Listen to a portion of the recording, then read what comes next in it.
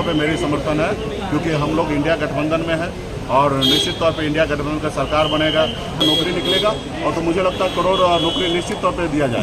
एक मल्लाह का बेटा को दिन रात गाली दे, और मुझे कोई आश्चर्य नहीं हो रहा कि वो हमें गाली दे रहा है। ये चुनाव जीतने के लिए दिया जाएगा, जो समीकरण बनेगा जहाँ पे बनेगा वहाँ पे जो योग्य होगा उनको चुनाव लड़ाया जाएगा। सिर्फ यही उम्मीद किया जा सकता है सत्ता पक्ष से, वो विपक्ष को साथ दे और आईना की तरह देखे और जो काम उन्होंने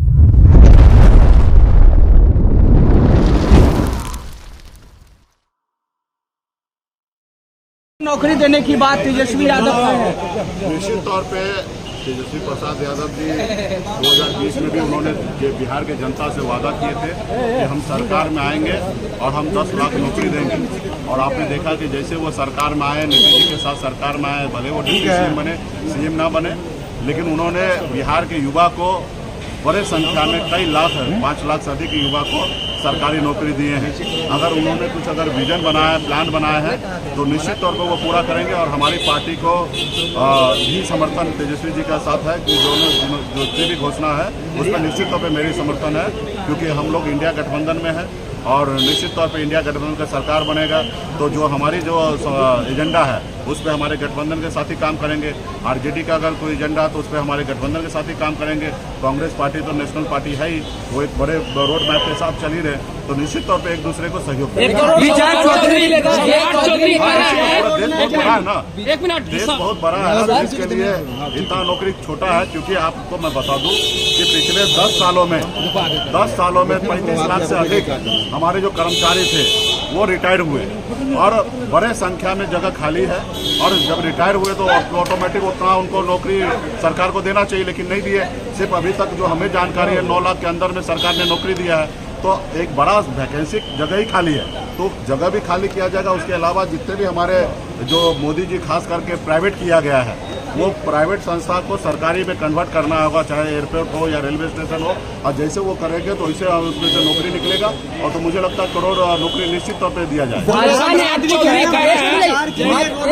भाजपा ने आपको ठग ऑफ मलाह बताया है, कहा अपने समाज को आप ठगते हैं, उन्हें टिकट नहीं देते। अभी विपक्ष में सत्ता पक्ष वो है, हम विपक्ष में हैं। भाजपा से यही उम्मीद कर सकते हैं कि एक मल्लाह का बेटा को दिन रात गाली दे, और मुझे कोई आश्चर्य नहीं हो रहा कि वो हमें गाली दे रहा है। ये बिहार के जनता, हमारे लोगों को पता है कि कौन हमारे साथ ठगा है, हमारे समाज के साथ ठगा है।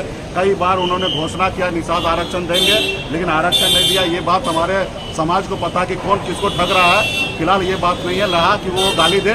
हम लोग एजेंडा लेके चल रहे हैं कि हम बिहार के लोगों के लिए हक अधिकार के लिए लड़ाई लड़ेंगे, और सारा चीजें वहाँ टिकट की बात है तो टिकट चुनाव जीतने के लिए दिया जाएगा। जो समीकरण बनेगा जहाँ पे बनेगा वहाँ पे जो योग्य होगा उनको चुनाव लड़ाया जाएगा। सिर्फ फॉर्मेलिटी के लिए हम लोग चुनाव नहीं लड़ रहे हैं, हमें हर हाल में हर सीट को चुनाव जीतना है, और जहाँ पे जो सुटेबल कैंडिडेट होगा वो उनको चुनाव लड़ाया। विजय चौधरी है सर, वो कह रहे हैं कि तेजस्वी यादव 1 करोड़ नौकरी देने की बात कर रहे हैं, 20 करोड़ क्यों नहीं बोले?